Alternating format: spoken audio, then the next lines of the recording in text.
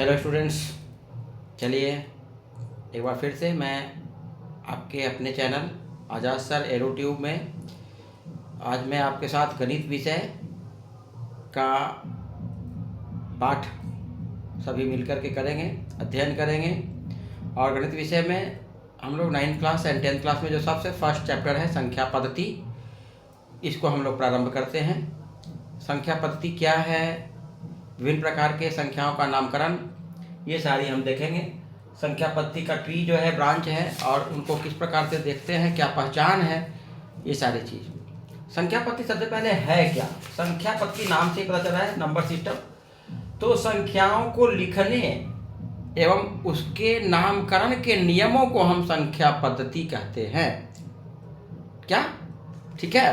संख्याओं को जो हम लिखते हैं, तो संख्याओं को लिखने एवं उसके नामकरण के सुव्यवस्थित पद्धति को संख्या पद्धति कहते हैं। एक बार बता रहे हैं, नोट कर लीजिए अपना कॉपी भी, जब मैं हमेशा बताता हूँ, है ना, कि आप लोग पढ़ने के साथ साथ वीडियो देखिए और देखने के साथ साथ कॉपी और कलम भी पास में रखिए।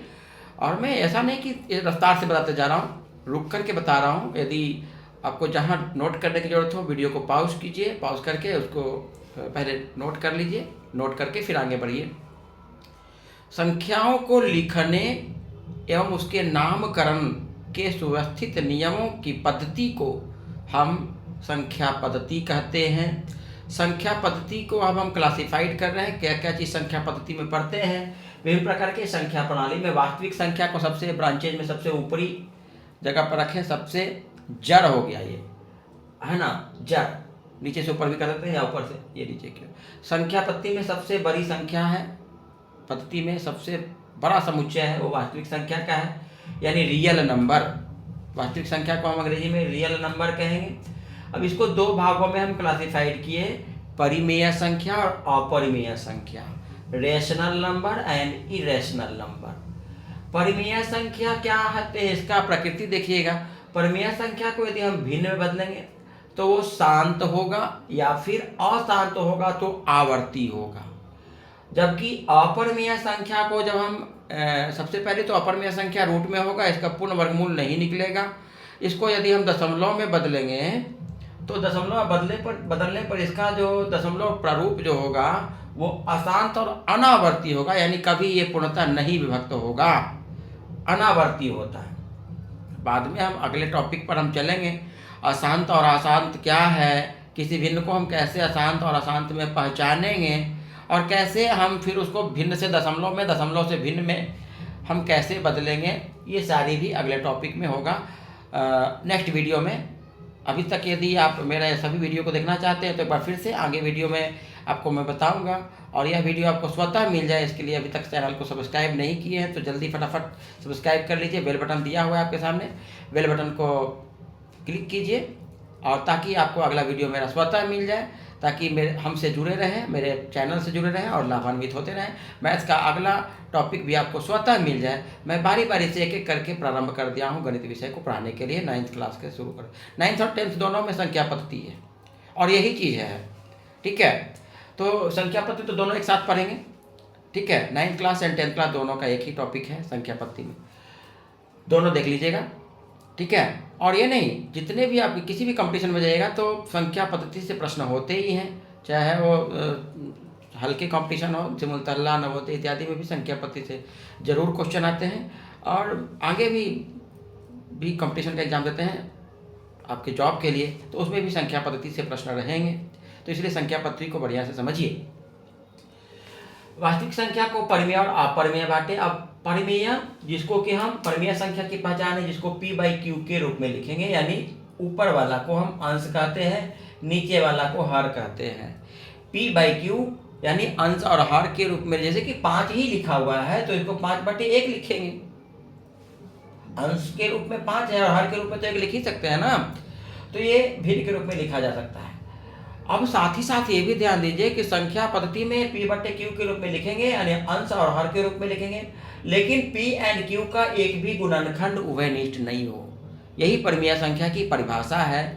वैसी संख्या जिसको p/q के रूप में लिखा जाए और जिसमें p एंड q का एक भी गुणनखंड उभयनिष्ठ नहीं हो उसको परिमेय संख्या कहते हैं। अब परिमेय संख्या को भी हम दो भागों में बांटे, एक शांत और अशांत। अब शांत को दो भागों में बांटे, एक भिन्नात्मक और एक पूर्णांक वाली, एक भिन्न वाली और एक पूर्णांक वाली। अब भिन्न वाली संख्या जिसको कि पी एन क्यू यानी न्यूमरेटर एंड डिनोमिनेटर के रूप में लिखेंगे, ऊपर वाला को एन से सूचित कहेंगे और नीचे वाला को डी से सूचित करेंगे। अब भिन्नात्मक संख्या को हम तीन भागों में बांटे हैं, सम भिन्न या उचित भिन्न, देख रहे हैं आप ट्री में। एंड उसके बाद दूसरा ब्रांच हो गया इसका विषम भिन्न या अनुचित भिन्न, अंग्रेजी में इसको इम्प्रॉपर फ्रैक्शन कहेंगे। सम भिन्न को प्रॉपर फ्रैक्शन या उचित भिन्न, विषम भिन्न को इम्प्रॉपर फ्रैक्शन यानी आईपीएफ, एंड एक है मिश्रित भिन्न यानी मिक्सड फ्रैक्शन। पहचान क्या है वो देखिएगा। सम भिन्न की पहचान है कि जिसमें अंश छोटा हो, यानी n is less than d, है ना। जैसे 2/5 लिख दिए, यहाँ अंश क्या है 2 है और हर क्या है 5 है। तो यहाँ देख रहे हैं ना 2 छोटा है ना 5 की अपेक्षा, अंश छोटा है ना। तो अंश यदि छोटा है तो उसको क्या कहेंगे हम समभिन्न। प्रॉपर फ्रैक्शन में क्या होता है n is less than d, यानी अंश हर से छोटा होता है। उल्टा इसका इम्प्रॉपर फ्रैक्शन, विषम भिन्न में अंश ही बड़ा होता है, यानी n is greater than d। यदि 5/2 लिख दिए या 15/3 लिख दिए या फिर 15/7 लिख दिए, नीचे से ऊपर बड़ा है ना, तो नीचे से ऊपर बड़ा हो जाएगा तो इम्प्रॉपर फ्रैक्शन यानी विषम भिन्न होगा। और मिश्रित भिन्न क्या है, ये पूर्णांक संख्या एंड सम भिन्न का मिश्रण है। पूर्णांक संख्या इंटीजर्स प्लस प्रॉपर फ्रैक्शन मिल करके हो गया मिश्रित भिन्न, मिक्सड फ्रैक्शन। जैसे कि 4/2/3, यहाँ ध्यान दीजिएगा ऊपर से नीचे बड़ा रहना चाहिए तब ना ये सम भिन्न होगा, और ये मिश्रित, ये पूर्णांक संख्या। तो पूर्णांक संख्या और सम भिन्न का मिश्रण को हम कहते हैं मिश्रित भिन्न। अब मिश्रित भिन्न में किसको बदलेंगे, तब विषम भिन्न को बदल सकते हैं। सम भिन्न को हम मिश्रित भिन्न में नहीं बदल सकते हैं, विषम भिन्न को हम मिश्रित भिन्न में और मिश्रित भिन्न को विषम भिन्न में हम बदल सकते हैं। यानी we can interchange improper fraction into mixed fraction and we can also change from mixed fraction to improper fraction. यानी विषम भिन्न को हम मिश्रित भिन्न में और मिश्रित भिन्न को हम विषम भिन्न में हम बदल सकते हैं। नहीं, चलिए आगे फिर हम और जानेंगे हम कैसे दूसरे बदलेंगे। अब मान लिया कि विषम भिन्न को लिख रहा है 15/7, ये कैसा फ्रैक्शन है, क्योंकि ऊपर बड़ा है और नीचे छोटा है, तो ऊपर बड़ा नीचे छोटा है, विषम भिन्न हो गया। अब इसको मिक्सड फ्रैक्शन में कैसे बदलेंगे, तो सबसे पहले 15 में 7 से भागा लगा दीजिए, 15 में 7 से भागा लगा दीजिए, 7 से 2 बार लगेगा, 7 दूना 14, शेष बचेगा 1। तो इसको मिक्सड फ्रैक्शन में बदलते समय सबसे पहले जो ये भागफल है उसको पूर्णांक के रूप में लिखेंगे, जो शेष बचेगा उसको जो सम भिन्न है उसका अंश के रूप में, जितना से भाग दिए थे यहाँ भी भिन्न है बटा में, वो 7 नीचे रह जाएगा। तो सबसे पहले भागफल, उसके बाद जो शेष है वो सम भिन्न के अंश के रूप में, जितना से भाग दिए थे वो हर रह जाएगा। यानी 15/7 को हम 2 पूर्णांक 1/7 के रूप में लिखेंगे। इस तरह से विषम भिन्न को मिश्रित भिन्न में बदल दिए।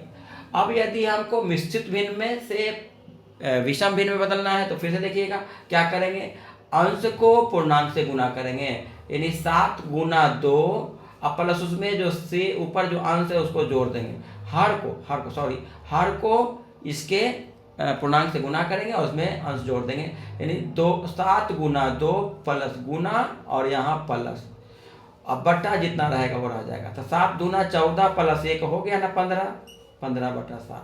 ठीक है, इस तरह से हम एक दूसरे में बता सकते हैं। और ये तो नीचे क्लास में पढ़ने के लिए आपको इतना समझाने की जरूरत नहीं है। फिलहाल ये आपको पूछा सकता है किस प्रकार के भिन्न को हम मिश्रित भिन्न बदलेंगे, तो विषम भिन्न को हम मिश्रित भिन्न बदल सकते हैं। क्या सम भिन्न को मिश्रित भिन्न बदल सकते हैं, तो नहीं ना, फिर मिश्रित भिन्न को हम सम भिन्न में हमेशा बदलेंगे, तो विस्तृत को विषम में और विषम को मिश्रित में बदल सकते हैं। ठीक है, चलिए 9th क्लास में इतना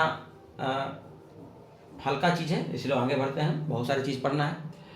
पूर्णांक यानी इंटीजर्स को दो भागों में बांटेंगे, ऋणात्मक पूर्णांक एंड धनात्मक पूर्णांक, negative integers and positive integers, I for integers, and ऋणात्मक और धनात्मक पूर्णांक संख्या।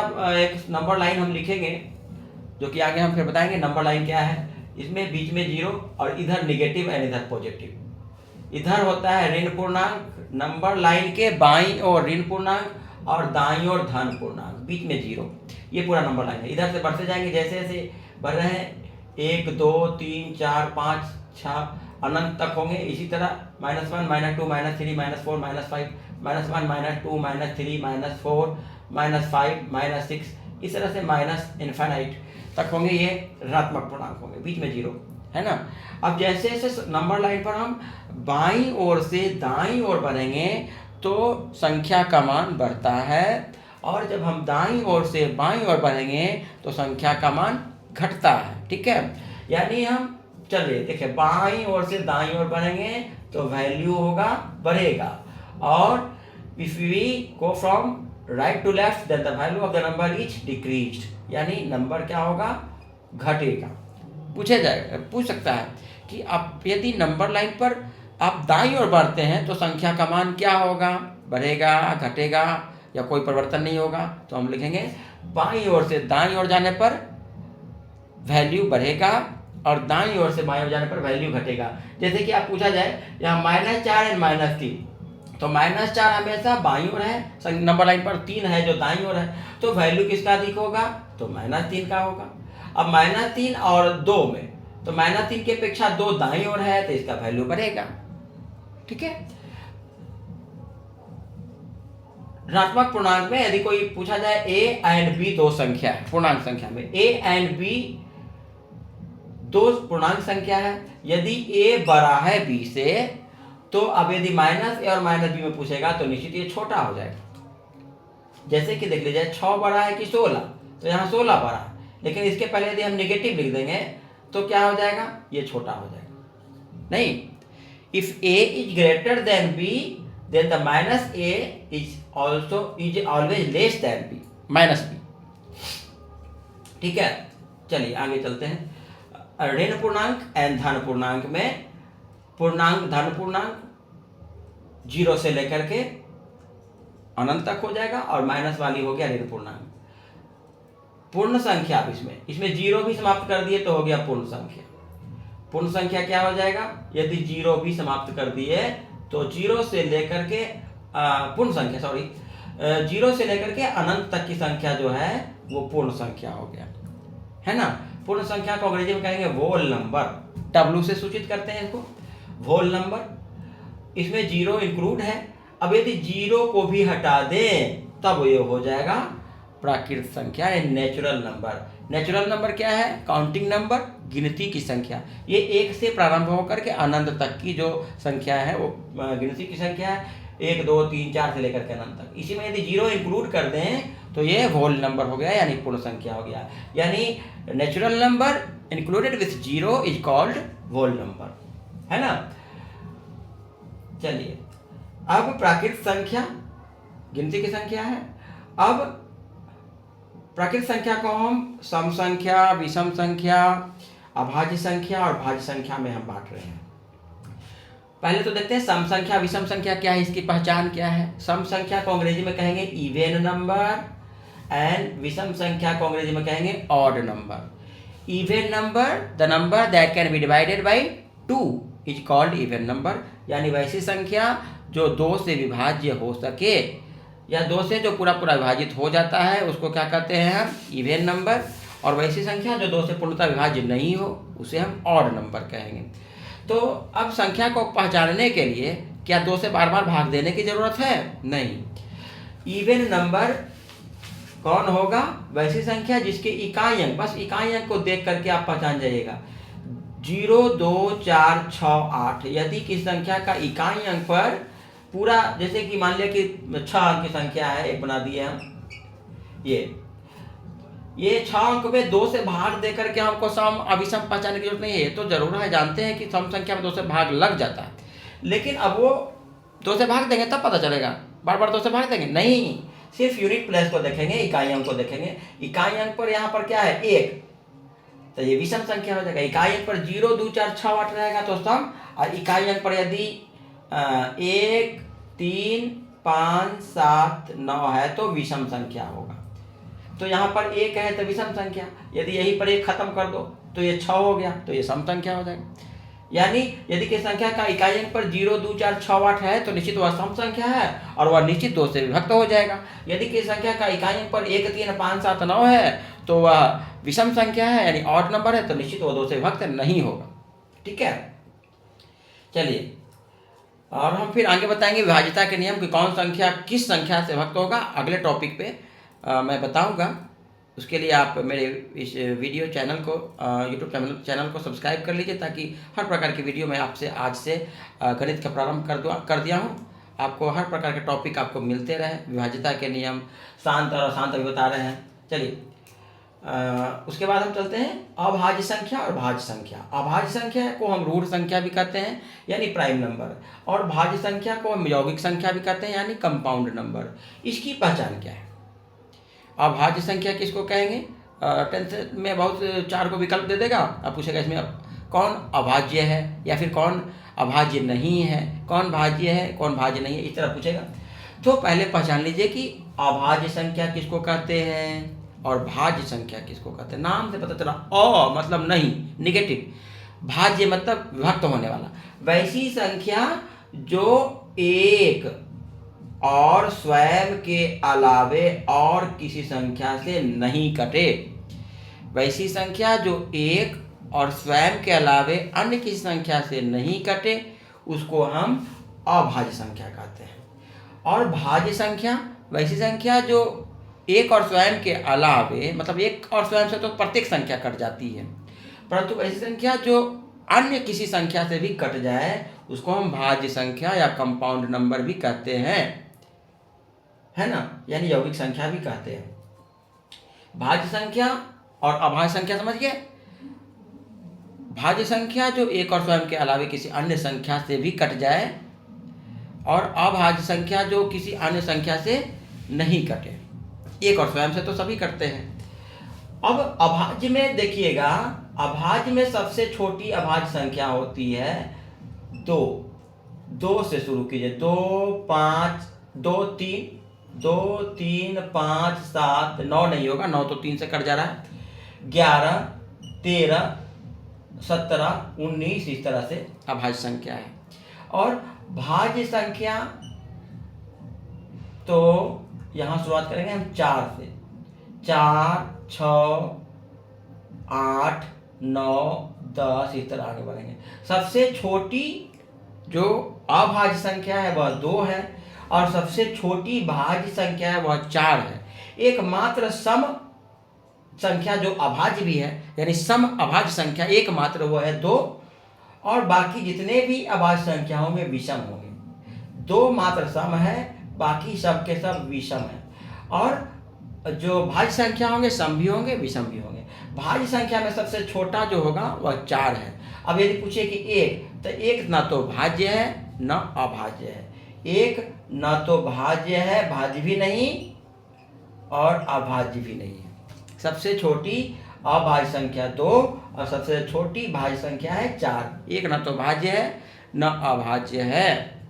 ठीक है, भाज्य संख्या और अभाज्य संख्या में से प्रश्न अक्सर आते हैं। प्रश्न आते हैं कि 1 से लेकर के 50 तक में कितने होंगे अभाज्य संख्या, 1 से 100 तक में कितने अभाज्य संख्या होंगे, 1 से 50 तक के सभी अभाज्य संख्याओं का या फिर भाज्य संख्याओं का औसत बताएं, माध्य बताएं, इस तरह क्वेश्चन पूछेगा। तो पहले आप जानिएगा तब ना कि भाज्य और भाज्य कौन कौन सी संख्या हैं। पहले पहचान जानिए। फिर से एक बार, भाज्य संख्या जो स्वयं और एक के अलावे किसी अन्य संख्या से भी कट जाती है, किसी भी संख्या से कट जाए एक और स्वयं के अलावे। और अभाज्य संख्या जो एक और स्वयं के अलावे किसी अन्य संख्या से नहीं कटेगा, उसको अभाज्य संख्या कहेंगे। एक बार हम सेट थ्योरी के रूप में देखते हैं। तो सबसे पहले सबसे छोटा जो हो गया नेचुरल नंबर हो गया। इससे बड़ा, इसमें यदि 0 इंक्लूड कर दिए तो ये वोल नंबर हो गया, पूर्ण संख्या। इससे बड़ा जो होगा वो होगा पूर्णांक संख्या, यानी इंटीजर्स, है ना। पूर्णांक संख्या में हो गया क्या, धनात्मक और ऋणात्मक। पूर्णांक संख्या में क्या हो गया, पूर्णांक संख्या यदि दिया जाए तो इसमें एक माइनस वाला एक प्लस वाला हो गया इंटीजर्स के रूप में। ठीक है, तो अब और इंटीजर से बड़ा पूर्णांक संख्या से बड़ा हो जाएगा परिमेय संख्या, रेशनल नंबर, और इरेशनल नंबर तो अलग ही हो गया। अब इन सभी संख्याओं का जो संयुक्त रूप हो गया वो हो गया वास्तविक संख्या यानी रियल नंबर। सबसे छोटा प्राकृत संख्या, उससे बड़ा जीरो भी इंक्लूड कर दिए तो पूर्ण संख्या हो गया। पूर्ण संख्या में यदि ऋणात्मक वाला भी इंक्लूड कर दिए तो पूर्णांक संख्या हो गया। पूर्णांक संख्या में यदि भिन्न वाला भी रूप जैसे कि -5/4 भी और -5 भी, तो ये हो गया परिमेय संख्या, यानी भिन्न वाला भी और पूर्णांक वाला भी मिला दिए तो परिमेय संख्या है ना। और अपरिमेय संख्या रूट वाला जिसका पूर्ण वर्गमूल नहीं निकले, या फिर अशांत अनावर्ती हो गया तो अपरिमेय संख्या। ये सभी संख्याओं का संयुक्त रूप हो गया तो वास्तविक संख्या। वास्तविक संख्या में यदि पूछा जाए 16 तो 16 तो परिमेय संख्या है, या फिर √3 तो परिमेय संख्या है, अपरिमेय संख्या है। इसके अंदर यदि माइनस कर देंगे तो ये वास्तविक संख्या नहीं रहेगा, रूट के अंदर माइनस में रहेगा तो वहाँ वास्तविक संख्या भी नहीं होगा। ठीक है, अब देखते हैं, कभी कभी पूछता है, ऐसा क्वेश्चन आता है कि क्या सभी प्राकृत संख्या पूर्ण संख्या है, क्या सभी पूर्ण संख्या पूर्णांक संख्या है, क्या सभी पूर्णांक संख्या परिमेय संख्या है, क्या सभी परिमेय संख्या वास्तविक संख्या है, या फिर क्या सभी वास्तविक संख्या परिमेय है, क्या प्रत्येक परिमेय संख्या पूर्णांक संख्या, ऐसा प्रश्न आता है। तो इसको प्रश्न को जानने के लिए एक प्रकार का ट्रिक्स देखिएगा। जब ऊपर से नीचे आएंगे तो नहीं होगा, नीचे से ऊपर वाला में होगा। क्या सभी प्राकृत संख्या पूर्ण संख्या है, तो हाँ। क्या सभी प्राकृत संख्या पूर्णांक संख्या है, हाँ। क्या सभी प्राकृत संख्या परिमेय संख्या है, हाँ। क्या सभी प्राकृत संख्या वास्तविक संख्या, हाँ। या फिर क्या सभी प्राकृत पूर्ण है, यस। क्या सभी प्राकृत पूर्णांक है, यस। नीचे से ऊपर कहीं बढ़ो तो होगा, ऊपर से नीचे वाला में नहीं होगा। क्या सभी पूर्ण संख्या प्राकृत संख्या है, तो नहीं, जीरो नहीं है। कौन नहीं है, कौन सी पूर्ण संख्या प्राकृत संख्या नहीं है, तो जीरो। सभी पूर्णांक संख्या पूर्ण संख्या है जी, नहीं है। हाँ, जब ऊपर से नीचे आएंगे, फिर से एक बार हम ट्री बना दिए हैं, ऊपर से नीचे आने पर क्या सभी ऊपर वाले नीचे वाले में होंगे, तो नहीं। क्या नीचे वाला से जैसे ऊपर बनेंगे तो क्या सभी नीचे वाला में ऊपर वाला होंगे, तो होंगे। क्या सभी पूर्ण संख्या पूर्णांक संख्या होंगे, बिल्कुल होंगे। क्या सभी पूर्णांक संख्या परिमेय संख्या होंगे, होंगे। क्या सभी परिमेय वास्तविक होंगे, नहीं होंगे। और क्या सभी अपरिमेय वास्तविक होंगे, होंगे। लेकिन क्या सभी वास्तविक संख्या अपरिमेय है, नहीं। क्या सभी वास्तविक संख्या परिमेय है, नहीं। क्या सभी परिमेय पूर्णांक है, नहीं। क्या सभी वास्तविक पूर्ण है, नहीं। ऊपर से नीचे कहीं पे भी किसी स्टेप पे आएंगे तो जरूरी नहीं है, हो भी सकता है, नहीं भी हो सकता है। और नीचे से ऊपर जाएंगे तो बिल्कुल होगा। ठीक है, आज संख्या पत्ती में इस टॉपिक में, इस वीडियो में इतना ही। आगे का जो वीडियो जो हम बताएंगे, अगले वीडियो में आपको हम बताएंगे कि अभाज्य संख्या का जो औसत वगैरह रहेगा वो बताएंगे। और फिर इसके ठीक नेक्स्ट वीडियो में आपको हम बताएंगे शांत भिन्न और अशांत भिन्न क्या होती है और उसकी पहचान हम कैसे करेंगे, शांत भिन्न की पहचान कैसे करेंगे, अशांत भिन्न की पहचान करेंगे, और अशांत में आवर्ती कौन होगा, अनावर्ती कौन होगा, ये हम देखेंगे। ठीक है, और साथ ही साथ ठीक अगले वीडियो में ही हम बताएंगे कि दो संख्याओं के बीच कितने परिमेय संख्या होंगे, कितने अपरिमेय संख्या होंगे। किसी भी दो संख्या के बीच अनंत परिमेय संख्या भी होते हैं और अनंत अपरिमेय संख्या भी होते हैं। तो दो संख्याओं के बीच कुछ परिमेय संख्या और कुछ अपरिमेय संख्या निकालने के लिए कुछ विधि बताएंगे, सूत्र बताएंगे। फिलहाल इस वीडियो में इतना ही। आगे अगले वीडियो में, यदि वीडियो को सब्सक्राइब नहीं किए हैं तो जल्दी से सब्सक्राइब कर लीजिए ताकि अगला वीडियो इसी तरह का आपको मिले। यदि वीडियो अच्छा लगे तो कमेंट करें ताकि मैं उसको, यदि कोई परेशानी हो तो मैं उसका उत्तर आपको दे सकूं। अगला वीडियो आपको शीघ्र मिल जाए, स्वतः मिल जाए। इसी तरह क्रम भाई आपको अगला वीडियो मिलते रहे, इसके लिए जल्दी से सब्सक्राइब कर लीजिए। तब तक जय हिंद, गुड बाय।